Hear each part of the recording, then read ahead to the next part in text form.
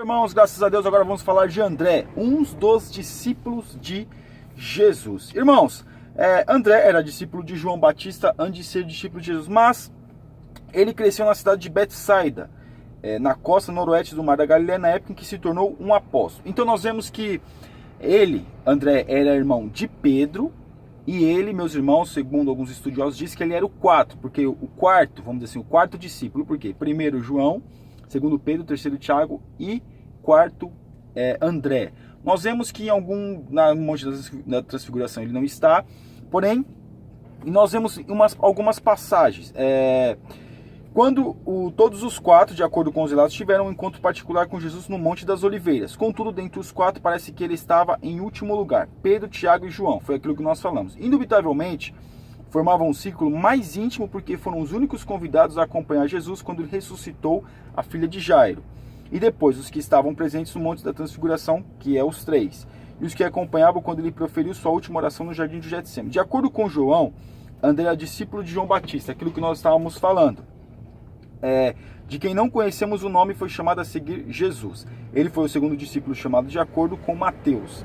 Então, meus irmãos, nós vemos que André, ele seguiu João Batista, e ele com certeza foi aquele, vai lá, vê quem é que faz esses milagres. Jesus fala para André, fala isso, diz para João Batista que os cegos veem, os mortos são ressuscitados e os leprosos são purificados. Se eu não me engano, a passagem diz assim, porém, nós vemos que ele não era qualquer um, irmão de Pedro, com certeza ele era, vamos dizer assim, um empresário, tinha o seu próprio barco, já que os filhos de Zebedeu, juntamente com Pedro e André, que eram irmãos, filhos de Jonas, nós vemos que eles eram sócios, existia uma sociedade inteira, então eles eram umas pessoas próximas. Não pense que Pedro era uma pessoa que não tinha condições financeiras, porque tudo indica, meus irmãos, segundo aquele momento, quem tinha um barco não era qualquer um, tinha que ter condições financeiras. Então nós vemos que André,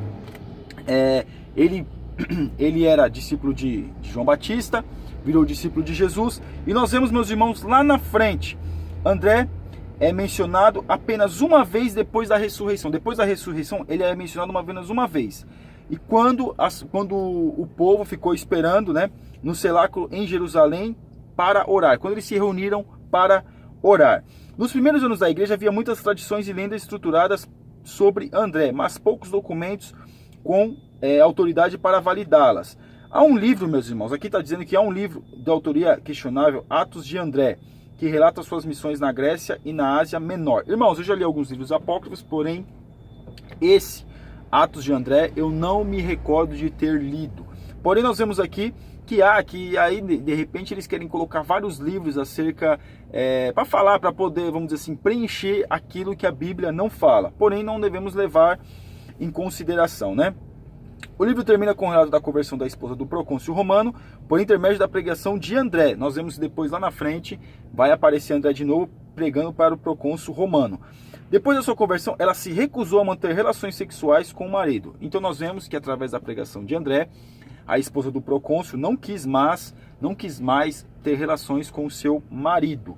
E o procônsul mandou prender André e o crucificou na Grécia. Segundo a tradição, irmãos, dizem que André foi crucificado em X. Tem algumas coisas aqui onde eu estou tirando esses assuntos para falar, porém não vale nem a pena mencionar, porque falar de colocar o corpo dele para lá e para cá.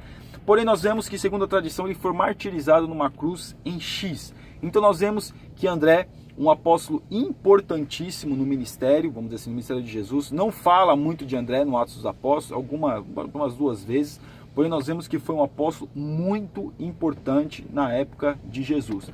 Pregou a palavra, falou aqui, foi crucificado por ter falado a verdade e com certeza mostrou o pecado daquela mulher. Talvez aquela mulher de repente não era nem esposa do procônsul, mas nós vemos ali que ele pregou a palavra. Você e eu, nós temos que falar a verdade. Que Deus abençoe os irmãos em nome de Jesus.